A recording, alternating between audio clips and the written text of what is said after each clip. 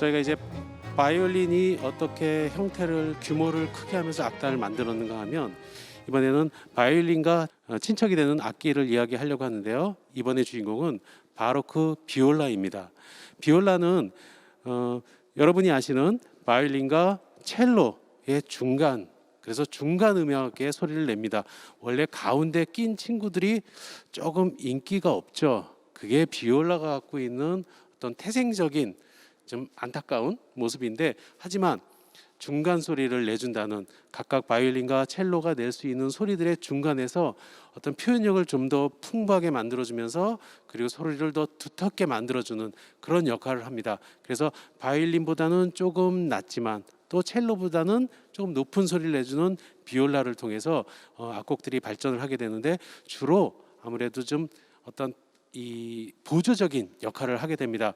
그래서 독주곡이 별로 없는데 유일하게 텔레만이 비올라를 위한 협주곡을 작곡을 했습니다. 이걸 통해서 우리가 비올라가 지금까지는 좀 독주 악기로서는 좀 뭔가 부족해 했던 그런 오해를 불식시키는 그런 연주 곡을 들려주겠는데요. 이번에는 그러면 텔레만의 비올라 협주곡 중에서도 마지막 악장 프레스토, 아주 빠른 악장 속에서 비올라가 나름 갖고 있는 어떤 표현력 그리고 연주에 있어서의 그런 힘찬 모습을 한번 같이 들어보도록 하겠습니다.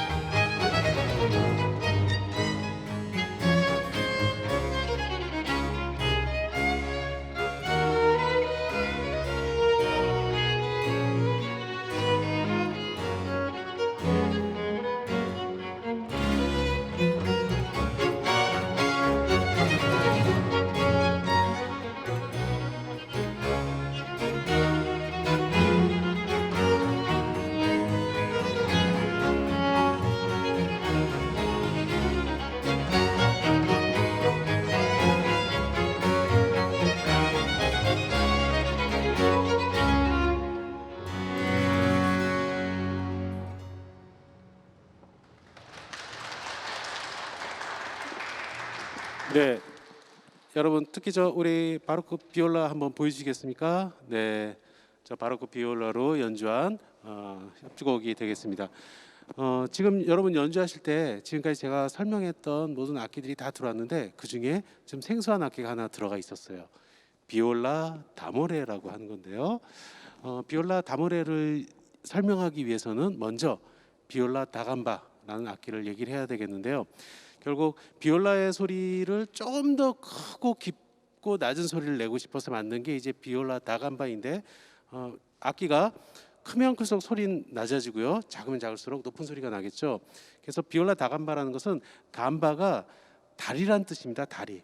그래서 다리에 끼고 연주하는 비올라. 그래서 비올라 다감바가 되겠습니다. 그런데 여러분 보시면 지금 이제 둘 다 비올라 다감바를 연주하는 남녀의 모습인데 뭐 이상한 점 있으신가요? 없죠. 그런데 그 당시에 사람들은 여자가 가랭이를 벌리고 연주하는 게 상스럽다, 교양이 없다라고 해서 배척을 했습니다.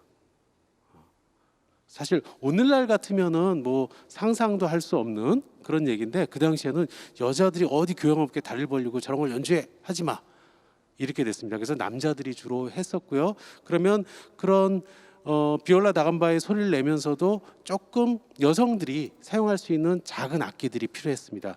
그래서 이제 악기들이 좀 작아지게 됩니다. 그게 이제 파르드시 드 비올이라고 하는데요. 파르드시는 무엇 위에, 즉 다리 위에, 그래서 위에서 올리고 연주할 수 있는 비올입니다. 당연히 작아지겠죠. 작아지기 때문에 소리는 보다 더 높아지는, 그래서 또한 그것을 트래블 비올라 다감바라고 합니다. 트래블은 고음을 낸다라는 얘기겠죠.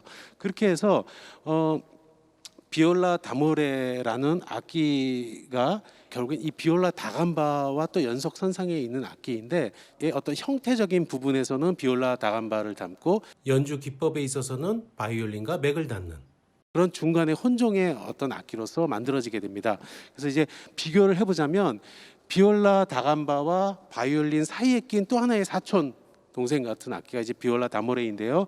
형태를 보시면은 비올라 다감바를 닮은 그런 모습이 되겠습니다. 특히 이 비올라 다모레는 보다 좀 풍부한 소리를 내기 위해서 7개의 현, 즉 아까 바이올린은 기본이 4개의 현인데 현을 늘려가면서 다양한 소리의 어떤 그 표현력을 더 넓혀간 거였죠. 그래서 7개 현이 있으면서 그 안쪽에 그 소리 자체를 좀 더 크게 내기 위한 공명현이 쌍으로 있게 됩니다.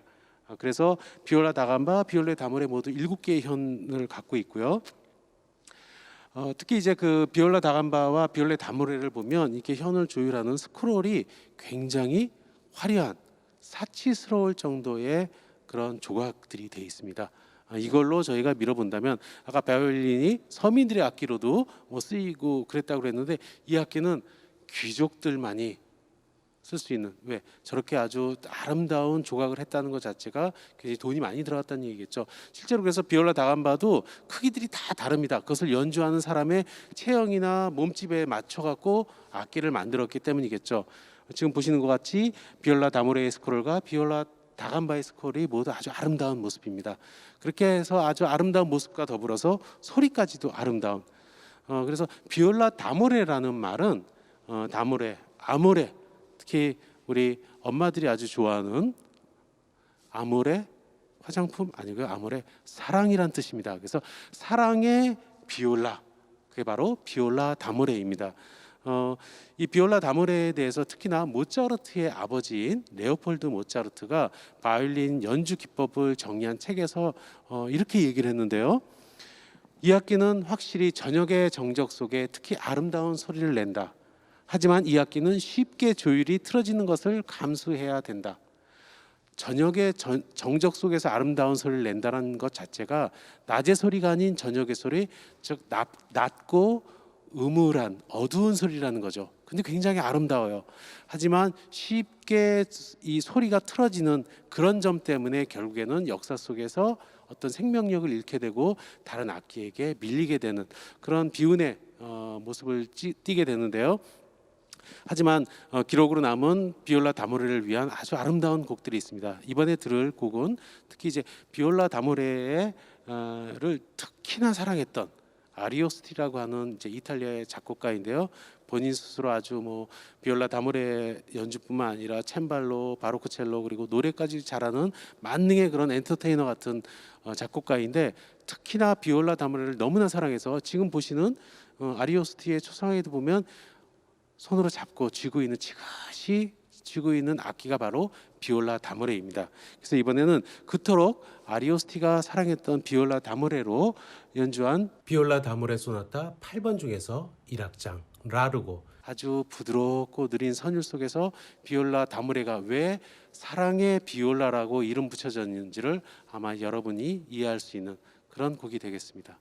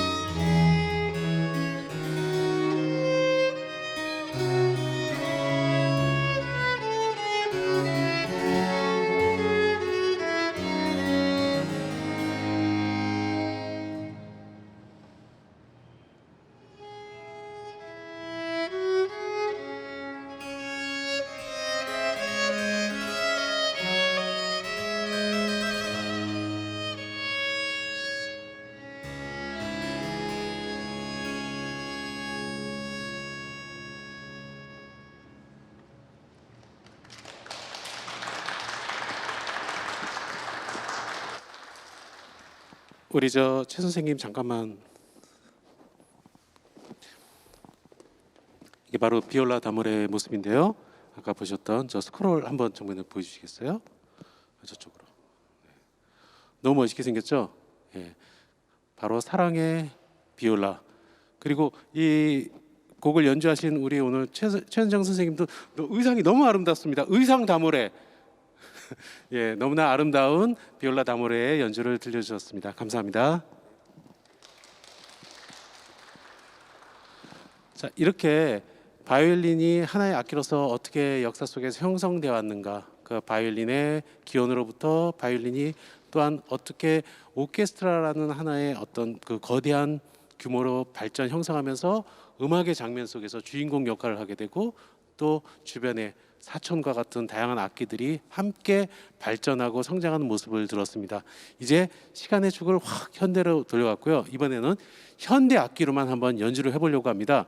피아졸라의 탱고인데요. 르베르 탱고라는 곡입니다. 탱고는 이제 스페인에 있던 그 땅고라고 하는 음악 그리고 춤의 형식이 20세기 초 아르헨티나 이주민들을 따라가서 그곳에서 어떤 민속적인 음악과 함께 결합이 되면서 만들어졌던 그 춤곡의 형식인데, 특히 피아졸라라는 위대한 작곡가이면서 연주자인데 피아졸라로 인해서 탱고가 전 세계적인 음악으로 각광 인기를 받게 됩니다. 여러분 아마 이 곡을 듣게 되면 여러분의 그 어깨도 들썩들썩이게 될 텐데요. 집에서 이 음악회를 듣는 어린이들도 춤곡입니다. 춤추라고 만들어진 곡이죠. 여러분 자유롭게 마음껏 춤을 추면서 그 춤과 함께 여러분이 더 건강해지는 그런 모습을 한번 만들어 보도록 하겠습니다. 르베르 탱고 부탁합니다.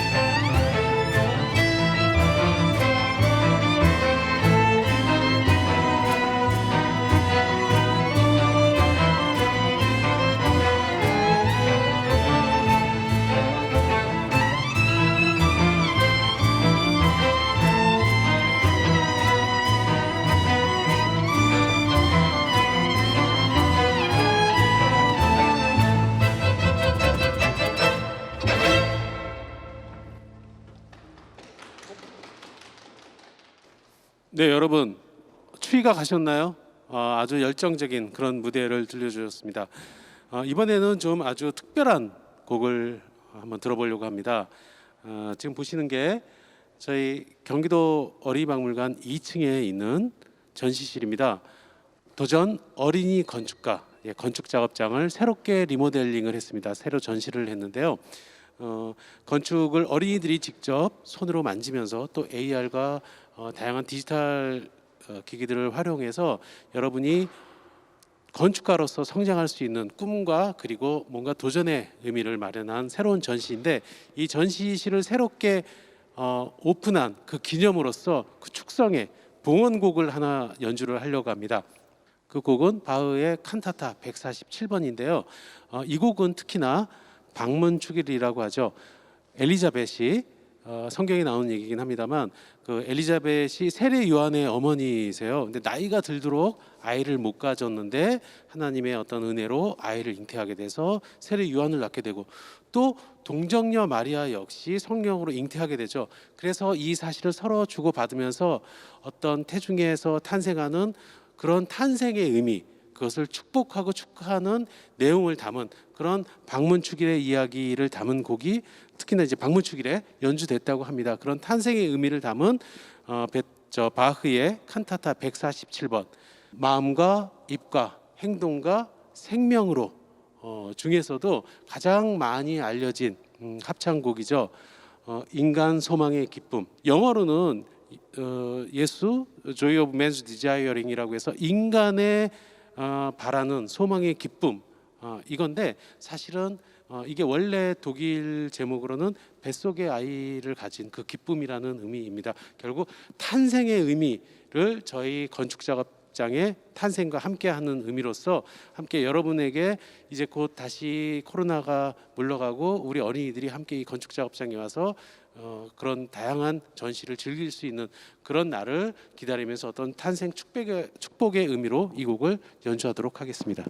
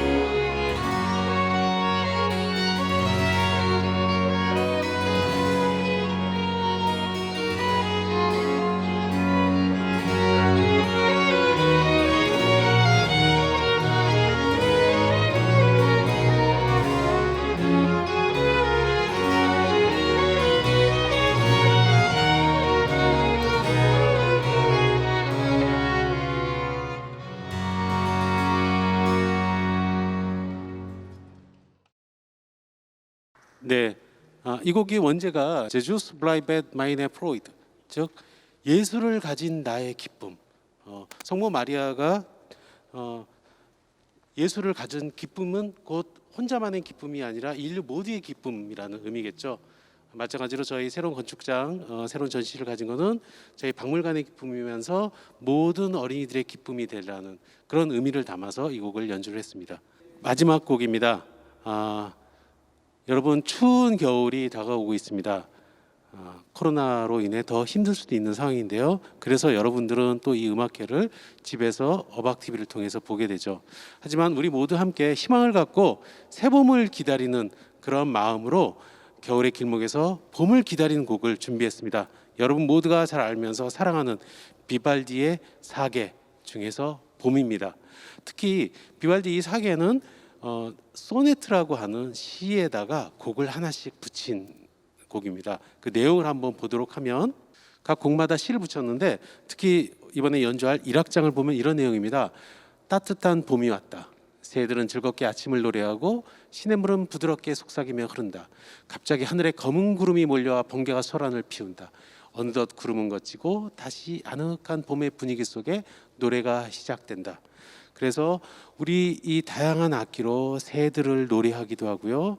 구름이 몰려오고 번개와 천둥이 치는 모습도 표현이 될 겁니다. 그러다가 다시 봄바람이 불면서 평화가 찾아오는 그 모습 속에서 우리가 지금 바라는 희망의 봄의 모습을 그리면서 그 봄이 오도록 모든 어린이들 그리고 가족과 부모님들 모두가 건강하기를 바라는 마음에서 생명이 싹트는 그런 비발디의 봄을 듣도록 하겠습니다. 봄의 1악장 알레그로 아주 빠르고 경쾌한 곡으로 여러분 모두 건강을 함께 약속하는 그런 곡이 되겠습니다.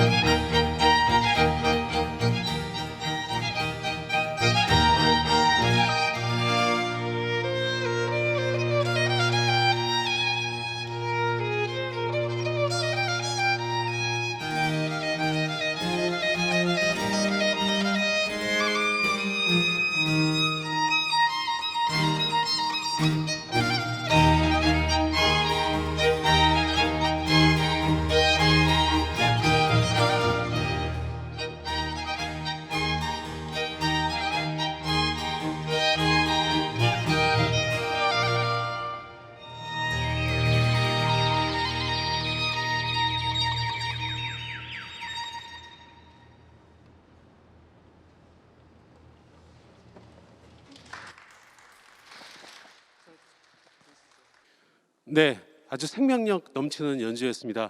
내년 봄에 모두 우리 아주 건강한 모습으로 다시 볼 수 있는 그런 연주 하나의 선물이었다고 생각이 됩니다. 오늘 저희가 바로크 바이올린을 중심으로 악기 속으로 아주 다양한 악기 연주에 여행을 했습니다. 오늘의 테마였죠. 네 줄 위의 레볼루션, 세상에서 가장 아름다운 마찰음. 그래서 이 악기 바이올린이 갖고 있는 형태 구조에서부터 역사, 그리고 그것이 가지는 가치와 의미, 바이올린의 성격에서부터 원리까지 함께 이야기를 했습니다. 다음 편은요, 내년 봄에 우리 모두 건강한 모습으로 만나서 뒤죽박죽 어린이 음악회가 계속 이어지겠는데요. 3회는 비올라 다감바 바로크 첼로 모던 첼로 편집니다. 미리 한번 맛보기로 소리 한번 들어볼까요? 네. 그리고 그 다음 편에는 챈발로 포르테 피아노, 모던 피아노 해서 우리가 알고 있는 피아노의 어떤 조상격에서부터 그것이 어떻게 발전해 오고 현대까지 이어지는가를 한 무대에서 세 개의 피아노를 함께 경험하는 그런 시간을 갖도록 하겠습니다. 기쁘겠죠, 여러분?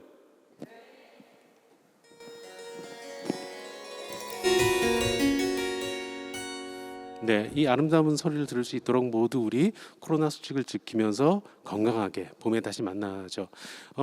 여기서 한 가지 잠깐 옆길로 새자면, 아까 제가 이제 이 비올라 다감바가 여자들이 이제 연주하기에 좀 보기 흉하다 해서 연주하지 마, 그리고 약간 어깨를 올려, 이렇게 됐는데, 거기에 뜻하지 않게 수혜를 받은 악기가 있습니다. 그렇지, 귀족들이 교양 있는 여성이라면 집에서 그 대신에 피아노를 연주해 해서, 피아노가 어떻게 보면 우리가 지금 현대에서도 피아노와 바이올린이 가장 사랑받는 쌍벽을 이루는 양대 산맥과 같은 그런 악기로서의 지위를 구축하게 됐는데, 그런 역사적인 아이러니한 그런 관계를 갖습니다. 특히나 이런 그 피아노는 19세기 부르주아 시대, 그러니까 시민 사회가 구축이 되면서 더 많은 일반 대중으로 가정에 각각 한 대씩, 아마 우리나라 1970년대 80년대 산업화가 되면서 갑자기 경제상이 좋아지면서 집집마다 피아노 한 대씩 있었던 것도 다 그 연주라는 것이 갖는 의미가 어떤 사회적인 신분, 그리고 경제의 상징, 그러면서도 뭔가 교양이라는 그런 의미를 갖게 됐어요.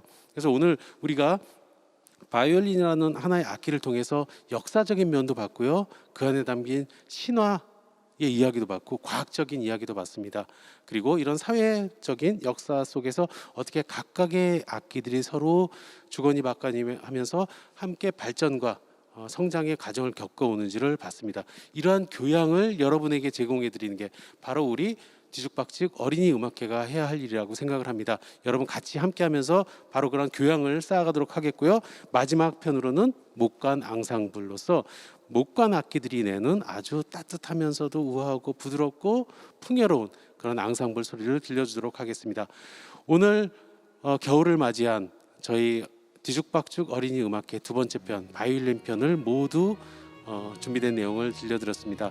여러분 다음에 볼 때까지 모두 건강한 모습으로 즐겁고 행복한 시간을 보내고, 다음에 다시 건강한 모습으로 뒤죽박죽 어린이 음악회를 새 봄에 만나도록 하겠습니다. 여러분 안녕히 계세요.